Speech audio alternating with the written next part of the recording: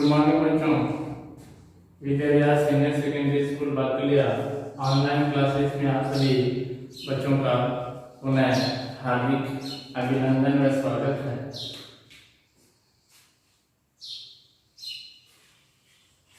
सबसे पहले आप सभी बच्चों को रक्षाबंधन की मेरी तरफ से हार्दिक बधाई और शुभकामनाएं। आज अपन इस वीडियो में सब शक्ति का अध्ययन करेंगे। हिंदी भाषा में शब्द शक्ति किसे कहते हैं, शब्द शक्ति का क्या महत्व है, ये कितने प्रकार की होती है, इन बातों पर हम चर्चा करेंगे। सबसे पहले देखिए शब्द शक्ति। प्रत्येक जो शब्द होता है उस शब्द का अपना महत्व होता है। प्रत्येक शब्द का अपना एक विशेष महत्व होता है। आप सभी जानते हैं कि प्रत्येक जो शब्द है उस शब्द का अर्थ प्रकट होता है। अब जो शब्द है वह शब्द वाक्य में किस प्रकार से अपनी शक्ति प्रकट करता है, यानी उससे शब्द विशेष के कारण से उस वाक्य में कितनी ऊर्जा उत्पन्न होती है, कितना प्रभाव उसे शब्द विशेष का उस वाक्य में पड़ता है, तो उससे ही हम हिंदी भाषा में शब्द की शक्ति के नाम से जानते हैं। यानी शब्द विशेष का उस वाक्य में कितना प्रभाव स्थापित होता है, कितना प्रभाव पड़ता है, उसे ही शब्द शक्ति कहा जाता है। अब देखिए इसकी परिभाषा क्या होती है। शब्द में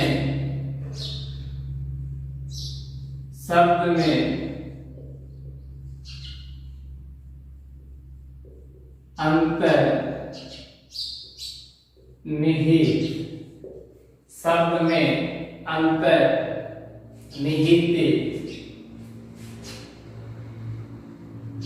अर्थ को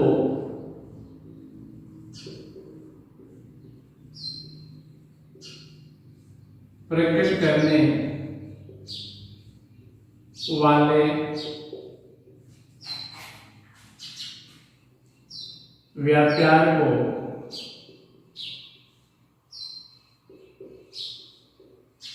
शब्द शक्ति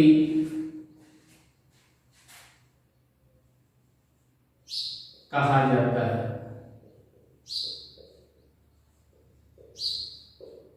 आप सभी जानते हैं कि प्रत्येक शब्द में एक अर्थ होता है। प्रत्येक शब्द का अपना अपना एक अर्थ निकलता है। उससे अर्थ विशेष को वाक्य में उस अर्थ का क्या प्रभाव पड़ता है, उसे ही शब्द शक्ति के नाम से जाना जाता है। अब देखिए शब्द शक्ति है, हमने पहले पिछली क्लास में हमने पढ़ा है शब्द का वर्गीकरण, शब्दों का वर्गीकरण हमने पिछली क्लासों में इसका अध्ययन किया था। शब्द है वो अपनी हिंदी भाषा में 4 प्रकार के माने जाते हैं। शब्द है हिंदी में 4 प्रकार के माने जाते हैं। पहला है उत्पत्ति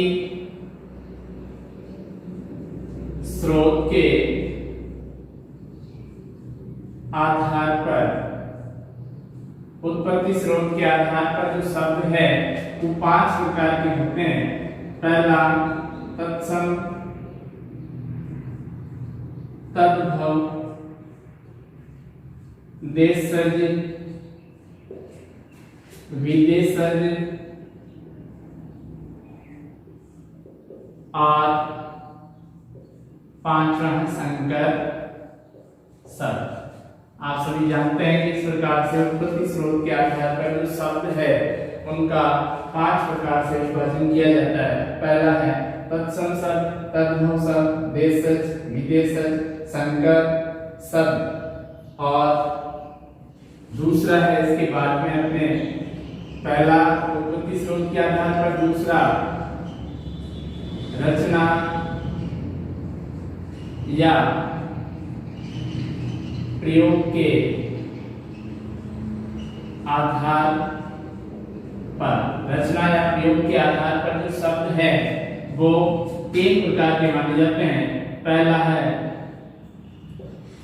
रूढ़ शब्द, दूसरा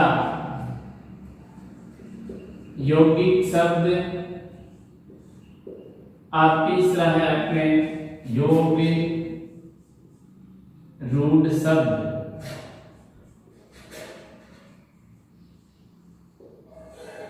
यौगिक रूढ़ शब्द। इस प्रकार से रचना या प्रयोग के आधार पर जो शब्द है वो 3 प्रकार के होते हैं, रूढ़ शब्द, यौगिक शब्द और यौगिक रूढ़ शब्द। नंबर 3 है अपने अर्थ के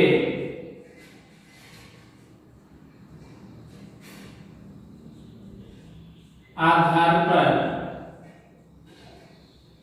शब्द। देखो बच्चों, अर्थ के आधार पर जो शब्द है वो भी 3 प्रकार के माने जाते हैं। पहला है वाचक शब्द, दूसरा है लक्षक शब्द, और तीसरा है व्यंजक शब्द। व्यंजक शब्द, वाचक, लक्षक और व्यंजक, इस प्रकार से अर्थ के आधार पर शब्द 3 प्रकार के होते हैं। चौथा है अपने रूप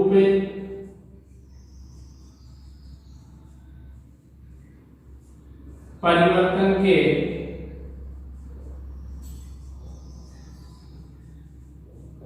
आधार पर, रूप परिवर्तन के आधार पर, इस आधार पर शब्द 2 प्रकार से विभाजित होते हैं, विकारी और दूसरा है अविकारी। विकारी शब्द और अविकारी शब्द, इस प्रकार से अपने 4 प्रकार से शब्दों का वर्गीकरण किया गया है। आज हमारे लिए जो विशेष है वो शब्द है अर्थ के आधार पर शब्द। अब इस शब्द का हम एक बार पुनः विश्लेषण कर लेते हैं कि अर्थ के आधार पर जो शब्द है वो उनका क्या क्या महत्व होता है। सबसे पहले देखिए वाचक शब्द।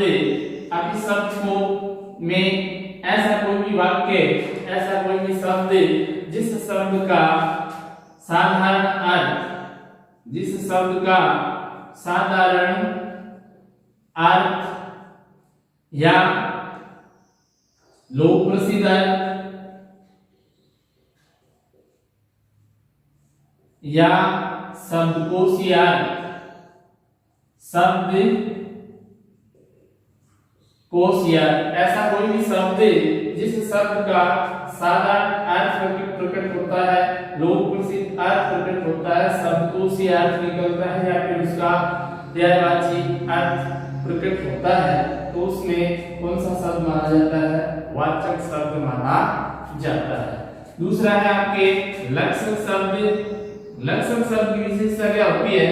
उस शब्द विशेष का ऐसा कोई भी शब्द जिसका साधारण अर्थ नहीं निकलता है, जिसका लोक प्रसिद्ध अर्थ नहीं निकलता है और जिसका शब्दकोश अर्थ भी नहीं निकलता है। इसमें क्या किया जाता है कि अर्थ का ग्रहण करते समय हमें शब्द के लक्षणों पे जाना पड़ता है, यानी जो शब्द के का नाम है उस शब्द विशेष के लक्षण क्या होते हैं, उन लक्षणों के आधार पर इस शब्द में अर्थ निकाला जाता है। जिस शब्द में अर्थ के आधार पर न साधारण शब्दकोश के अनुसार उसका अर्थ प्रकट होता है, अर्थात उस शब्द विशेष के लक्षणों के अनुसार उस शब्द का अर्थ निकाला जाता है, उसमें लक्षण शब्द माना जाता है। अगला है नंबर 3 आपके व्यंजक शब्द। ऐसा कोई भी शब्द जिस शब्द के 2 या 2 से अधिक अर्थ निकलते हैं, सीधी सी परिभाषा है, 2 या 2 से अधिक अर्थ देने वाले शब्दों को व्यंजक शब्द के नाम से जाना जाता है। ऐसा कोई भी शब्द जिसका संदर्भ के अनुसार अर्थ निकलता है, यानी अलग अलग लोगों के लिए अलग अलग उसका अर्थ प्रकट होता है, उसमें व्यंजक शब्द माना जाता है। अब देखिए नंबर 3 है, उसको लिखते हैं अर्थ के आधार पर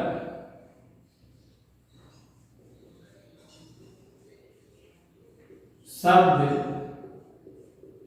अर्थ के आधार पर शब्द आप जानते हैं 3 प्रकार का होता है, वाचक, नंबर 2 लक्षक और नंबर 3 व्यंजक शब्द। अब इन तीनों का शब्द शक्ति में क्या मतलब होता है वो देखिए ध्यान से। ऐसा कोई भी वाक्य जिस वाक्य में वाचक शब्द पाया जाता है, ऐसा कोई भी वाक्य जिससे वाक्य में वाचक शब्द पाया जाता है, उस वाचक शब्द में अगर आपसे पूछें कि उसमें शब्द शक्ति कौन सी है, तो उसमें वाचक शब्द में शब्द शक्ति मानी जाती है आपके अभिधा शब्द शक्ति। यानी कोई भी वाक्य दे रखा है और उस वाक्य में आपसे पूछ रहे हैं कि इस वाक्य में कौन सी शब्द शक्ति है, तो पहले तो आपको उसमें शब्द का ज्ञान होना चाहिए, शब्द का नॉलेज होना चाहिए। शब्द पहचानने के जो नियम है वो आपके ध्यान में होने चाहिए। अगर आप उसमें शब्द पहचान लोगे और आपने समझ लिया कि उसमें शब्द वाचक है, तो अपने आप ही उसमें ध्यान में रखना कि कोई भी शब्द या कोई भी वाक्य दे रखा है, उस वाक्य में अगर वाचक शब्द है तो उसमें हमेशा कौन सी शब्द शक्ति मानी जाएगी? अभिधा शब्द शक्ति मानी जाएगी। नंबर 2 है लक्षक शब्द। अगर किसी वाक्य में किसी शब्द में लक्षक शब्द है तो उसमें इस नाम के अनुसार कौन सी शब्द शक्ति मानी जाएगी? लक्षणा शब्द शक्ति मानी जाएगी। ये ध्यान में रखना कि अगर किसी वाक्य शब्द में लक्षक शब्द है और उसमें आपको शब्द शक्ति पूछ ले तो शब्द शक्ति कौन सी मानी जाएगी? उसमें लक्षणा शब्द शक्ति मानी जाएगी। नंबर 3 है व्यंजक शब्द। अगर कोई भी शब्द जो व्यंजक शब्द है और उसमें आपको शब्द शक्ति पूछ ले तो उसमें शब्द शक्ति होगी आपकी व्यंजना शब्द शक्ति। उसमें शब्द शक्ति कौन सी मानी जाएगी? व्यंजना शब्द शक्ति। इस प्रकार से अपनी हिंदी भाषा में शब्द के अर्थ के अनुसार शब्द शक्ति 3 प्रकार की मानी जाती है। शब्द के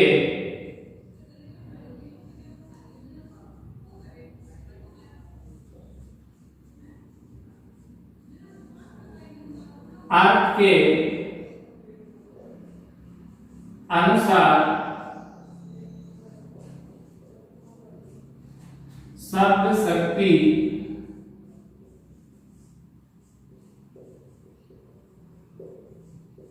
3 प्रकार की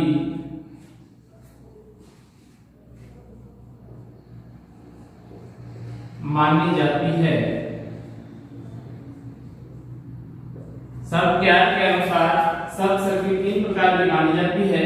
नंबर 1 अभिधा शब्द शक्ति।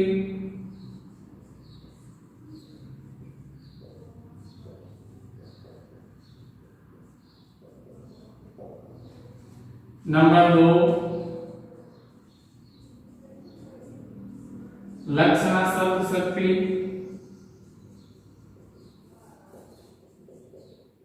और नंबर 3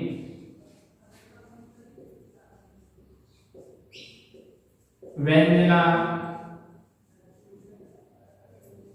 शब्द शक्ति। इस प्रकार से अपने 3 प्रकार की शब्द शक्ति होती है, अभिधा, लक्षणा और व्यंजना शब्द शक्ति।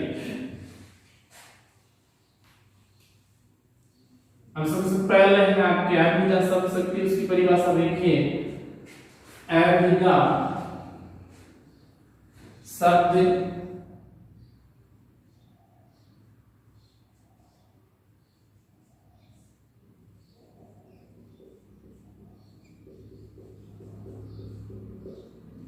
अभिधा शब्द शक्ति किसमें मानी जाती है? जिसमें वाचक शब्द होता है।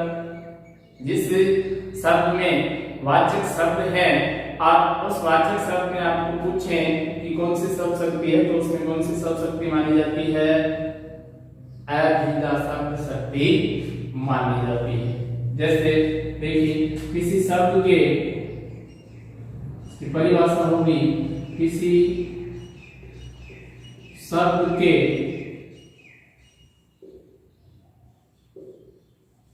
मुख्यार्थ, शब्द का अपना अपना एक अर्थ होता है। शब्द के मुख्यार्थ का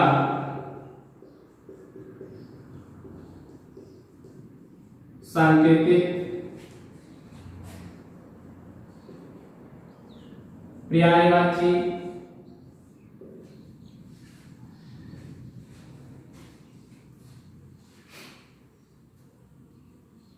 नाम वाची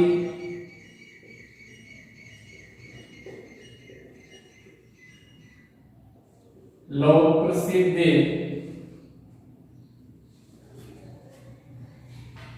अर्थ या शब्दकोशीय अर्थ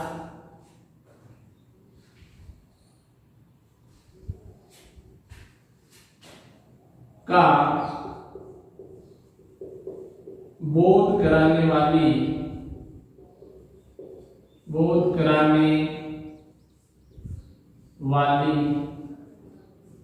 शक्ति अभिधा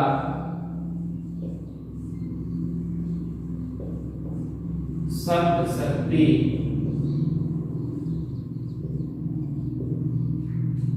कहलाती है।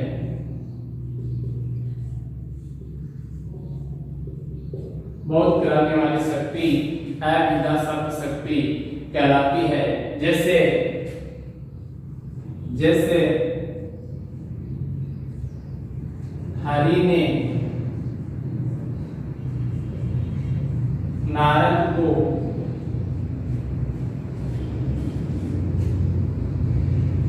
हरि रूप दिया। हरि ने नारद को हरि रूप दिया। इसमें हरि शब्द है, दो बार प्रयुक्त हुआ है, दोनों बार उसका शब्दकोश के अनुसार अर्थ निकल रहा है। पहला हरि है, उसका अर्थ होगा भगवान या विष्णु, भगवान या विष्णु। और दूसरा हरि है, हरि हिंदी में बंदर को भी कहते हैं। तो भगवान ने नारद को बंदर का रूप प्रदान किया। शब्दकोश के अनुसार अर्थ निकल रहा है। इस कारण से इसमें कौन सी शब्द शक्ति मानी जाएगी?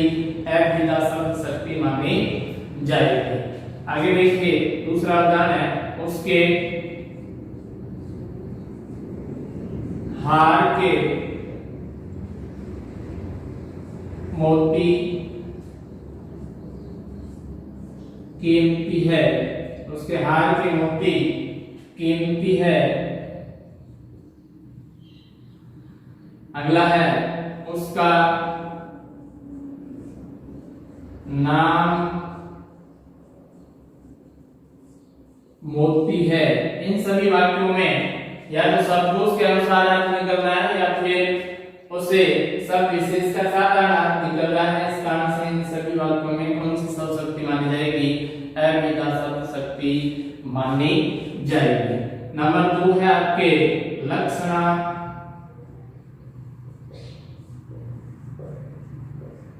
शब्द शक्ति। देखो, लक्षण शब्द शक्ति में क्या होता है कि शब्द के न तो शब्दकोश के अनुसार अर्थ निकलता है और न शब्द का लोक प्रसिद्ध अर्थ निकलता है। उस शब्द में उस शब्द के जो लक्षण है उनके अनुसार उसका अर्थ निकाला जाता है। यानी अर्थ प्रकट करने के लिए शब्द के लक्षणों तक जाना पड़ता है, तब जाकर के उसका अर्थ निकलता है। देखिए, जब किसी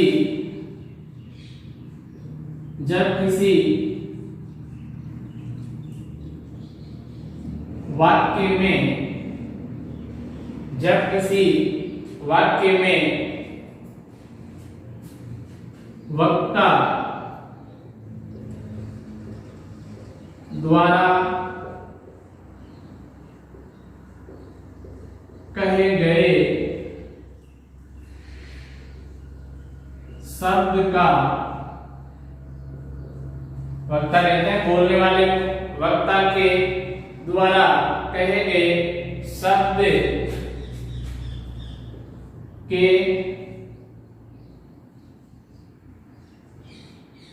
मुख्यार्थ, शब्द के मुख्यार्थ से अभिष्ट अर्थ का बोध न हो। वक्ता के द्वारा कहे गए शब्द के मुख्यार्थ से अभिष्ट अर्थ का बोध न हो, या शब्द के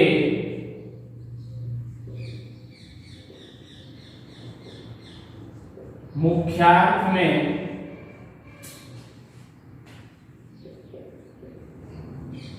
कोई बाधा हो, ये ध्यान में रखना, या शब्द के मुख्यार्थ में कोई बाधा हो, तब किसी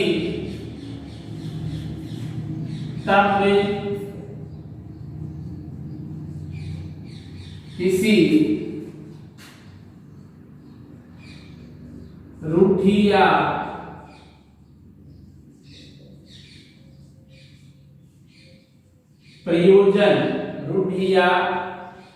प्रयोजन के आधार पर मुख्यार्थ से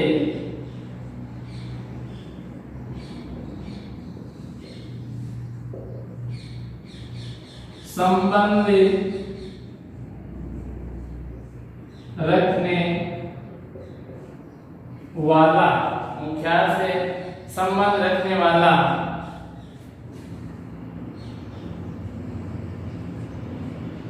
अन्य कोई अर्थ, मुख्यार्थ से संबंध रखने वाला अन्य कोई अर्थ निकाला जाता है। अन्य अर्थ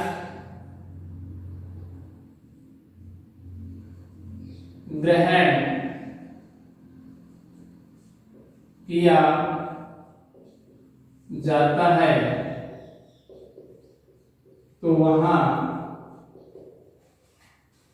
लक्षण शब्द शक्ति मानी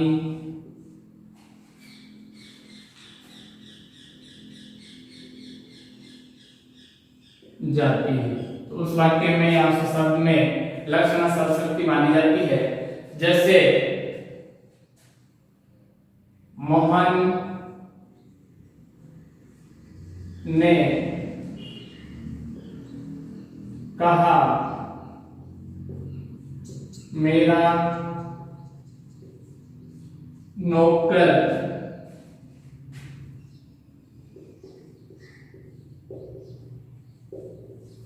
तो गधा है, मेरा नौकर तो गधा है। अब देखिए इसमें मोहन ने कहा मेरा नौकर, नौकर एक व्यक्ति होता है यानी मनुष्य है, और गधा एक जानवर है। दोनों एक साथ नहीं हो सकते, एक जैसे नहीं हो सकते। लेकिन यहाँ पर कहने का अर्थ है कि इस जानवर के जो लक्षण है, इसके जो गुण है, वो सारे के सारे गुण किसमें बताए गए हैं? इस नौकर मनुष्य में बताए गए हैं। इसी कारण से इसमें लक्षण शब्द शक्ति मानी जाएगी। दूसरा है राजस्थान। राजस्थान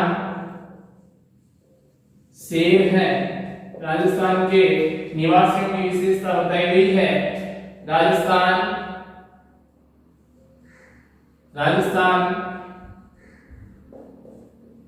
जाग उठा, यहाँ पर राजस्थान के मनुष्यों या राजस्थान के रहने वाले लोगों के सचेत होने का उल्लेख किया गया है। आगे देखिए,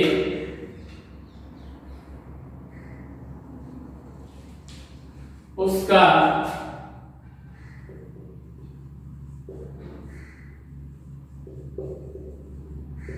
आश्रम गंगा में है। उसका आश्रम गंगा में है, यानी गंगा के किनारे स्थित है उसका आश्रम। इसी कारण से इसमें कौन सी सब शक्ति मानी जाएगी? लक्षणा सब शक्ति मानी जाएगी। आपको इसी शब्द से ध्यान में रखना है कि ऐसा कोई भी शब्द जिस शब्द का शब्दकोश या लोक प्रसिद्ध अर्थ नहीं निकलता है, उस शब्द विशेष के लक्षणों के आधार पर उसका अर्थ निकाला जाता है, तो उसमें लक्षणा सब शक्ति मानी जाती है। नंबर 3 है व्यंजना शब्द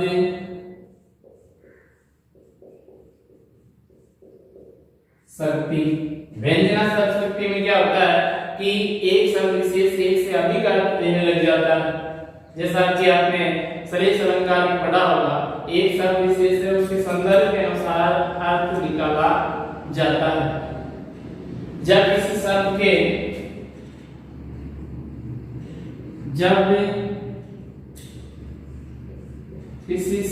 के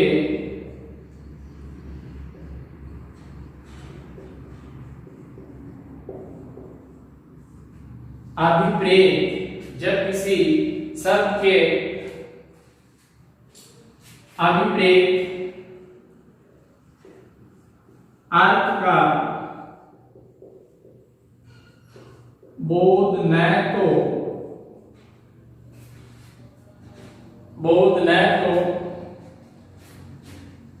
मुख्यार्थ से होता है,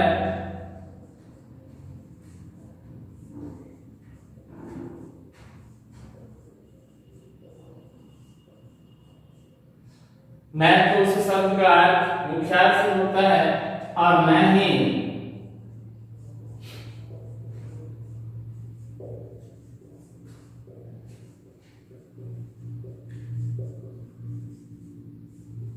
लक्ष्यार्थ से, और न ही उसका अर्थ किससे प्रकट होता है? लक्ष्यार्थ से, अपितु कथन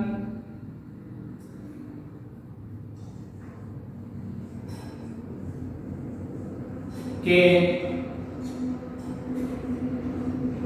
संदर्भ के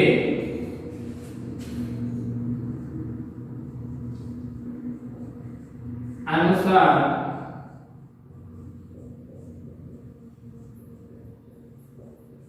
अलग अलग अर्थ प्रकट होता है।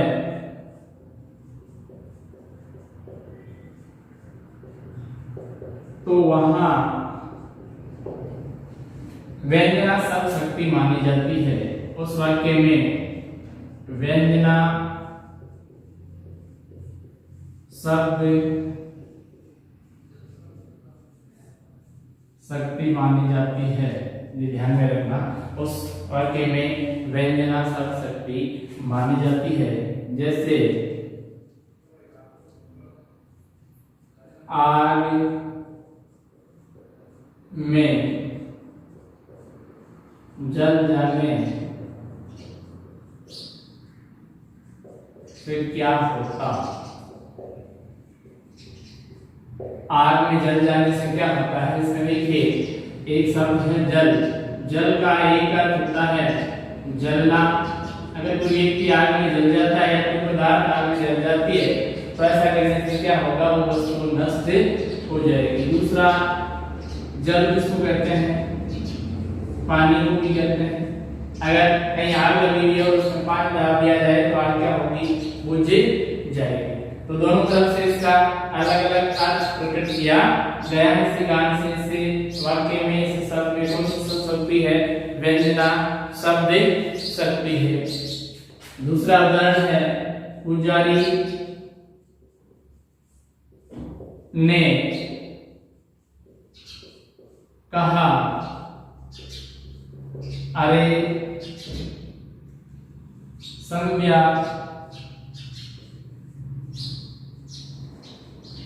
हो गई। पुजारी ने एक शब्द कहा कि अरे संज्ञा हो गई। अभी इस संज्ञा शब्द का अर्थ अलग अलग लोगों के लिए संदर्भ